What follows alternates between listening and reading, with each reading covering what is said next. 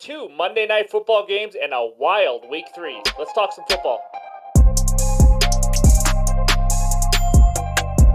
What's going on, everyone? Welcome back into another episode for Just a Bet Outside. I'm your host, Steven, and we are here to preview and give you some more bets from Monday Night Football and talk about a crazy Week 3 in the NFL. That was a lot of fun. Hope you guys enjoyed some football.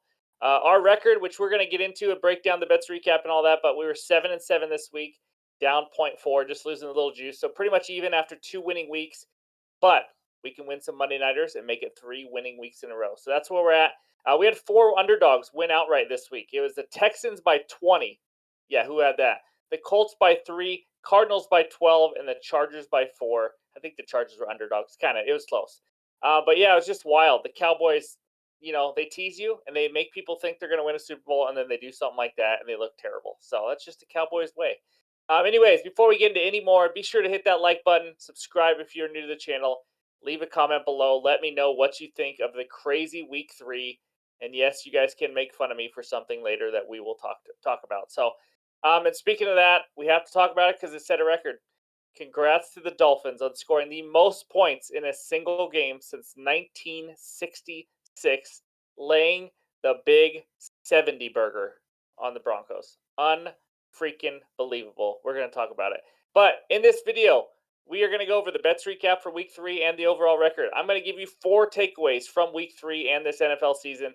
We are going to preview both Monday Night Football games between the Eagles and Bucs and the Rams at the Bengals. I have a good bet for each of those games. So we're going to get right into it, and it starts out with that bets recap page. All right, we got a lot to get into for the Week 3 bets recap, and after this, we will talk that head-to-head matchup, and I will bring Ryan on. Don't you worry.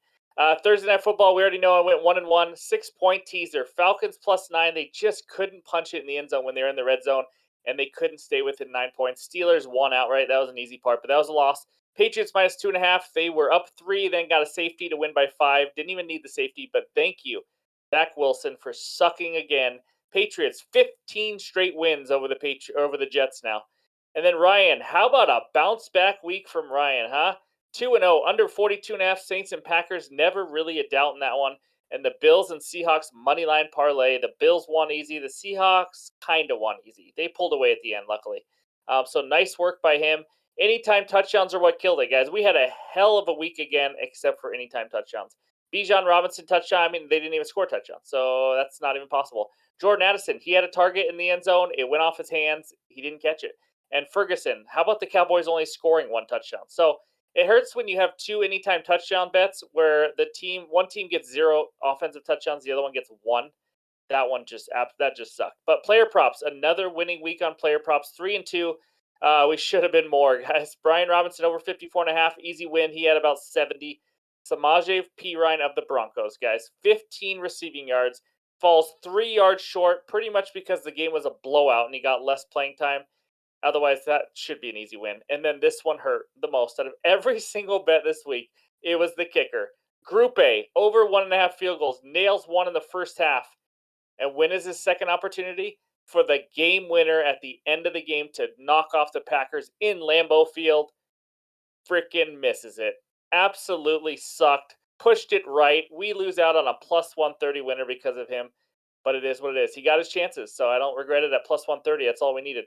Jalen Warren over 2.5 catches. He got that on Sunday Night Football. Came through for that one. And then Deshaun Watson. This is pretty much a no sweat, too. Over 30.5 pass attempts. And it was a little crazy that it was no sweat because it was actually kind of a blowout by the Browns. So, but we'll take it. That was a nice winner. So that's where we're at for Week 3, 7-7, as you can see, with 2 Monday Night Football bets left to go to try to make it 3 straight winning weeks. Let's check out the next page and see where we are at totals, just to give you guys an idea. My game bets 10-5, up 5.03 units. Yes, see, I can bet right. Don't go by my head-to-head record with Ryan, okay? Ryan's game bets. He is back now. After that 2-0, he's 3-3, down only 0.12, losing a little juice. Anytime touchdowns are what's killing us right now. 3-6. We won last week, but not Week 3.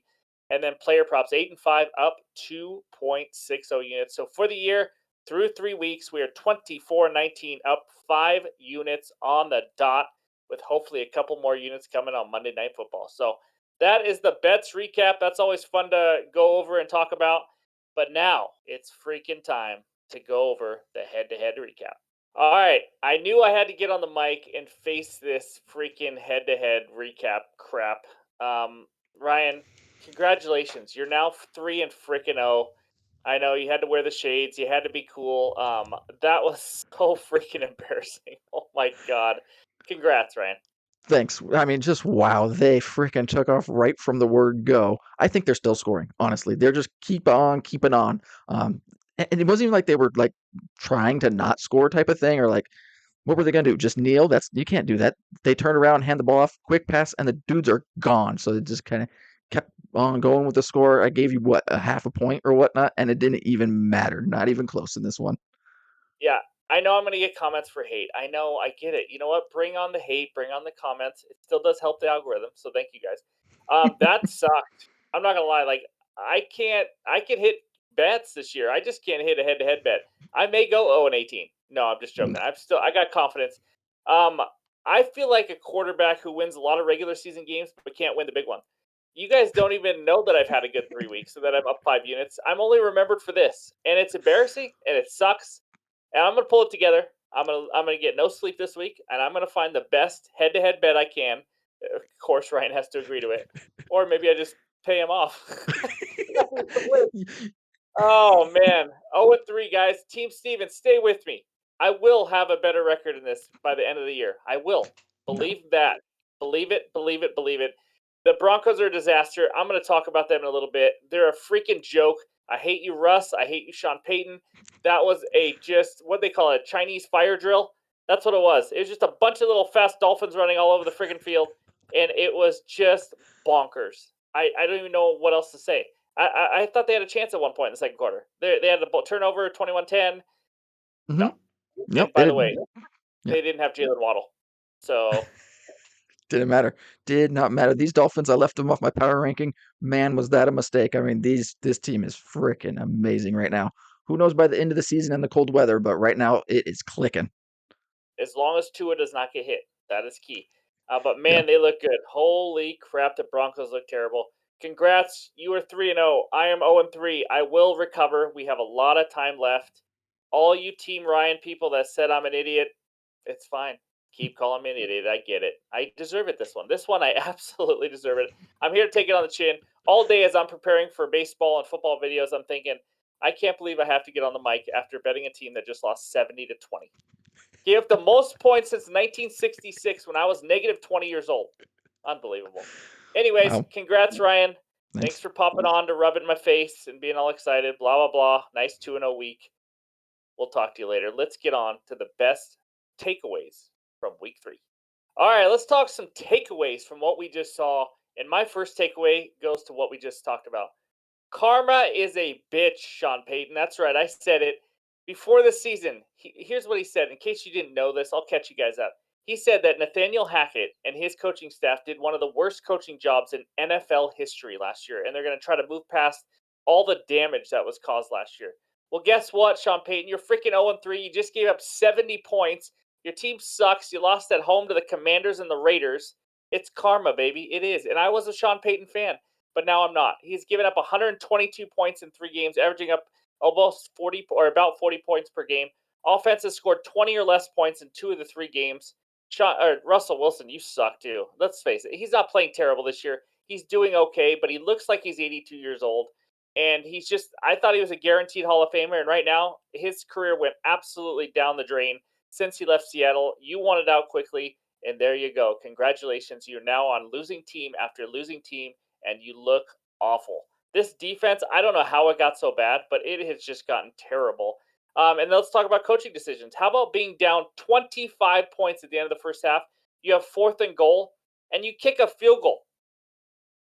Uh, can someone explain that to me? The Dolphins are not going to get stopped. You should be scoring, going for it on 4th down every time, and doing onside kicks because you're never going to stop them. I don't understand the decision. He is This team is completely lost. I am baffled by it. But karma is a biatch. That is my takeaway number one. Let's see what else I got now. After I gotta get slow down a little bit. I'm a little heated from that first one, but man, that is pathetic. Nathaniel Hackett, He won't say anything to him probably, but I wouldn't blame him for getting on the mic and saying some bad things back to him. Second one, the Jets need to trade for a quarterback ASAP. I mean, if they want to have any chance of winning this year, unless they're just going to chalk it up to a bad year and wait for Aaron Rodgers to come back, who's what 40 years old off a big injury, um, I have a trade option for them. Hear me out. First of all, Zach Wilson, we know what he is. He's a car salesman. He's no chance of being a quarterback in this league. He doesn't even show glimpses to me. Like he's just bad. He's just awful. He played at BYU. He just had some. He's just one of those good college quarterbacks that just has no chance in the NFL. Now, here's a perfect trade scenario. Why don't they go get Kirk Cousins? Is Kirk Cousins the greatest quarterback ever? No. But he can win you some games with that defense. Are you kidding me? Kirk Cousins has been on a team that has a terrible defense for years now. He's on the last year of his contract. They should go get him. I know they don't have a first round pick to go after or to offer, but it's a 1 year rental. I don't think you have to give up a ton. That's for the GM to figure out. But I just think they should try to go get Kirk Cousins because the Vikings are 0-3 now. It's not like they're trying to go for anything this year. Yeah, that's just an option I have. I'm not a GM, guys. I'm just here, a guy with the mic. But I just think it's going to fall apart soon. You saw on the sideline, the players, the coaches, everyone was arguing with each other. Garrett Wilson was pissed off. You think Garrett Wilson can handle another like 13 to 15 games of Zach Wilson this year? No freaking chance. Jets need to do something quick just so they can at least have a decent season because it's getting ugly. You don't want people to be pissed off by the time next year hits. But here we go. The third one. We already talked about it. The Dolphins' offense is just in fuego. I don't even understand it. There's fast athletes all over the field. They scored 70 with ease. With ease. They weren't even trying that hard to score at the end of the game. I just don't know how you defend it because if you protect it, if you try to do kind of what Belichick did, but they have a good defense. But if you put two safeties back, they're going to run all over your ass. They can do that too. Mostert, 121 rush yards versus the New England Patriots. I don't know how to pronounce it. Achane? I don't know. I forgot it. But all I know is I've seen him run all over people. 203 rush yards and Mostert 82 rush yards just now against the Denver Broncos. They can run the ball if you want to sit back and protect against the deep ball. If you want to put your safeties up, Tyreek Hill, Jalen Waddle, and this offense will just absolutely make you pay for it. This is wild. I hope Tua can stay healthy for his sake, for this team. It's filthy, absolutely filthy. I will say this: the Broncos' defense is not very good. When you have a Patriots defense, they did hold the Dolphins like 24 points. It can be stopped. It's not going to be 70 points every weekend, but I'm just amazed. I mean, they just did that without Jalen Waddle too. So that's my third one. A very obvious takeaway: the Dolphins' offense is stupid. It's just stupid good. My last takeaway: just that a couple 2-0 teams are crashing back down to earth. We talked a little bit about it last week. Falcons and Commanders. Falcons. Desmond Ritter's not very good. He's just not. He can manage a game. He's never going to be much more than that. They only ran it 10 times to Bijan Robinson. Are you kidding me? That guy should have the ball in his hands like 25 times a game. I don't understand. They had 183 total yards. The Falcons are a team that if you could slow down their run, obviously they're going to struggle because Ritter's not very good. And they only had 44 yards rushing today. And that's why the Lions won pretty easily against them. So they came crashing back down to earth in their first road game. And then the Commanders, holy cow. Yes, they started 2-0 against two bad teams, the Broncos and I already forgot off the top of my head. But they've won two games against two bad teams, and then they play the Bills and get absolutely dominated. For all you Commander fans that thought Sam Howell was the answer, how about 4 interceptions versus his first good defensive battle? 1 for 9 on third downs. It just wasn't pretty. The vaunted D line of the Commanders, 0 sacks on Josh Allen. It wasn't pretty for those two teams. You can never judge it by one game, but Atlanta and Washington, maybe a little bit more of who we thought they were.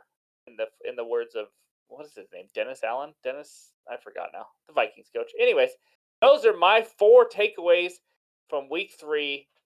And oh baby, I'm ready. Let's talk some Monday Night Football. All right, the first Monday Night Football game takes us out to Tampa, Florida. We got the Bucs hosting the Eagles. Eagles -5, over/under of 45 points. Before we get into the best bet, let's talk a little bit about this game. These two teams have the 2 top 5 run defenses and 2 very bad pass defenses. They are very similar in that way through 2 weeks. Eagles giving up 680 passing yards, including 316 to Mac Daddy Jones. That's right. And then the Bucs, 555 passing yards allowed to Minnesota and Chicago. That's right. Most of that was Minnesota, obviously. But the Eagles benefited in that Vikings game from 4 fumbles by Minnesota. Minnesota can't stop fumbling, by the way. It's every week. Tampa Bay has only committed 1 turnover through 2 weeks, so they're going to have to actually earn this one. It's going to be an interesting matchup. Obviously, everybody's on the Eagles. The line's only 5. Bucs have surprised some people, starting out 2-0, and now get to play at home on Monday Night Football. Can Baker Mayfield beat this team? But it's time for the best bet. That's what you guys are here for, right? You don't want to hear me talk. My best bet in this game, A.J. Brown, over 67.5 receiving yards at minus 113. This is that one of those situations, guys, when a star has a game that he wasn't involved in much and he gets mad after the game. Guess what? They go right to him. I think he's going to do the same thing. He's coming off a 2-catch game and wasn't very happy about it. The team won, but he wasn't very happy. And I expect the Eagles to get involved early and often. Like I said, the Bucs can't stop the run, so they're going to have to move the ball through the pass. That means more A.J. Brown. I almost went over 4.5 catches instead, but then that juice got to like minus 150 or something. It was just too much for me. So I'm going to go over the 67.5 yards. The Bears the Bucs giving up the 8th most receiving yards to wide receivers this season, just the wide receiver position at 382. So it's a good matchup. And that was, by the way, to the Bears and the Vikings. DJ Moore himself had 104 receiving yards versus Tampa. I don't know if you know, but DJ Moore's quarterback is Justin Fields. Yeah, pretty impressive. So AJ Brown, this is a discount of 67.5 just because of his game last week. Other than that, I just think it's a bounce back. I think he gets he went over this in week 1. I think he gets 6 catches, 80, 90 yards. I mean, I think he has a big game. If it stays competitive too, that also helps. And so I like it. If you want another lean or two I have in this game, there's some bets I like in this one. Rashad White, the running back for the Buccaneers. I like him to go under rushing yards. Like the Bucs or the Eagles just do not give up any rushing yards to running backs. They're unbelievable with that. I like his under. I think it was near 50 or so. And then I also like Baker Mayfield over pass attempts. I think it was like 33 and a half, 32 and a half. He's gotten 34 and 34 the first 2 games. They're not going to move the ball on the ground. He's going to have to throw it a lot, especially if they fall behind. So I kind of like his pass attempts. Those 2 are leans. My official best bet is A.J. Brown over 67.5 receiving yards. Now, let's move on to Monday Night Football game number 2 between the Rams and the Bengals. All right, the second one takes us out to Cincinnati, Ohio. We got the Bengals hosting the Rams. Rams +2, Bengals -2. Over/under of 44 points in this one. Obviously, the big news in this is Joe Burrow. Apparently, he's going to be a game time decision. He controls everything. Jake Browning is the backup's just not going to do it. I think they just signed AJ McCarron, which is that's reaching in. So Puka Nacua, the leading receiver pretty much in the world right now. He is likely to play, it sounds like. I would check to make sure, but he is likely to play. So this game is a little tougher for me. There's a lot of bets I liked in the first one. Bengals offense this year, though, they've struggled offensively the first 2 games, even with Joe Burrow. 24 points each game, and not all of that was from their offense either. They're 28th in rushing yards and 30th in pass yards. You sign a guy to the biggest contract in NFL history, and through 2 weeks, you're 30th in passing yards. That's got to suck. They've converted 40% of third downs, which is about average in the league, about 14th, 15th. And on defense, they have given up the second most rush yards through 2 weeks at 384. So unlike the Bucs and the Eagles, the Bengals give up a lot of rushing yards, but they do give up the 10th lowest passing yards so far at 381. So as you can tell, they have given up more rush yards than pass yards through 2 weeks. That's wild to me. And then the Rams, the good old Rams, they have given up 301 pass yards on defense, which is the 5th best, and they've given up the 9th most rushing yards. This game is like the opposite of game number 1. These 2 teams can't stop the pass, but they cannot stop the run, but stop the pass, which is opposite of the first game.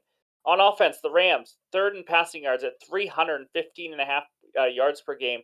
And this is what's crazy. Third down percentage, they're converting 58.1 third down percentage, which is the 2nd best in the NFL. Third down percentage is huge. It's like putting in golf. I mean, it's what makes drive for show, putt for dough. You either stay on the field or you get off the field. So Rams are doing well. Bengals are just so far.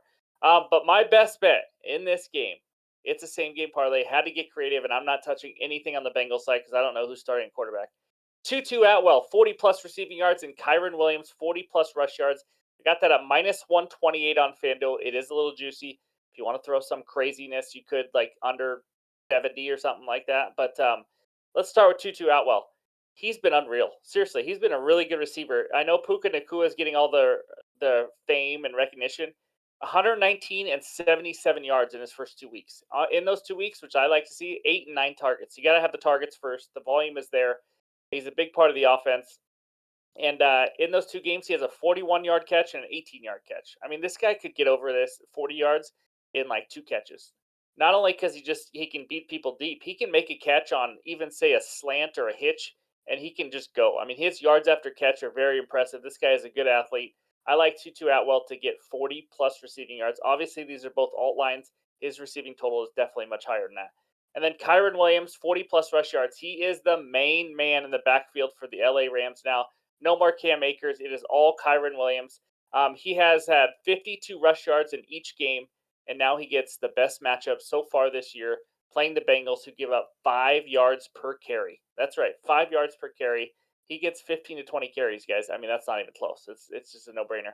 Gus Edwards against the Bengals, 62 yards. Justice Hill, 41 yards. That's the backup, by the way. Nick Chubb, 106 yards. I just need 40 from Kyron Williams. I think he gets it easily. I think Tutu Atwell can get this. Hopefully, you can both get it maybe in the first half. Let's cash an early winner. But that is my best bet for this game, and that is Monday Night Football, baby. All right, let's win those Monday Night Football bets and make it 3 for 3 on winning weeks in the NFL to start the season. Be sure to check out the MLB video. I know there's only 4 games out, but we got some best bets and a parlay, so we have fun with that. It is the last week of Major League Baseball season. Exciting times right now in sports, that's for sure, with NBA right around the corner, and we will be doing NBA. We'll be doing some preview videos, predictions, and all that. So it's going to be a lot of fun. Thank you guys for all the support. Please smash that like button, leave a comment below, make fun of me all you want on that head-to-head bet. Hope you guys all have a great week. We'll talk to you soon.